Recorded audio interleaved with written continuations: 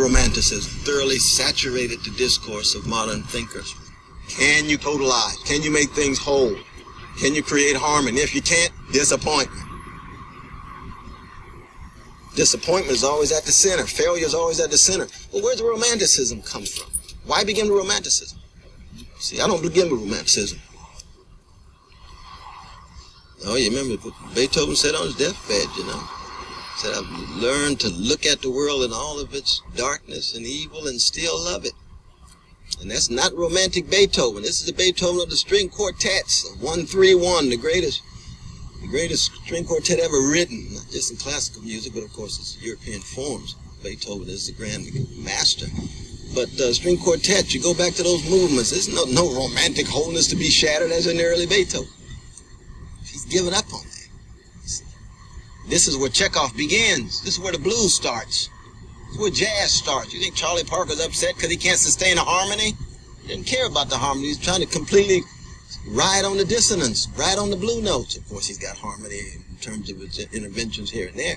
But why start with this obsession with wholeness? And if you can't have it, then you're disappointed and want to have a drink and melancholia and blah, blah, blah, blah, blah. No, you see, the blues, my kind of blues, begins with catastrophe. It begins with the angel of history in Benjamin's thesis. You see, it begins with the pile of wreckage on one pile on another. That's the starting point. The blues is personal catastrophe lyrically expressed. And black people in America and in the modern world, given these vicious legacies of white supremacy, it is how do you generate an elegance of earned self-togetherness so that you have a stick-to-itness in the face of the catastrophic and the calamitous and the horrendous and the scandalous and the monstrous.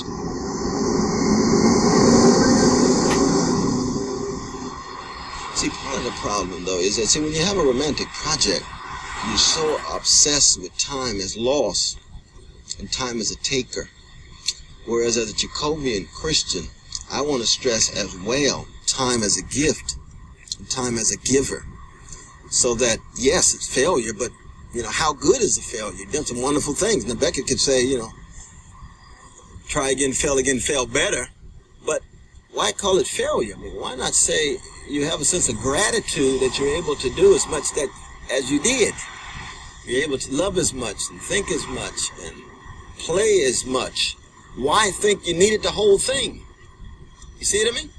This is even disturbing about America. And of course, America is a romantic project.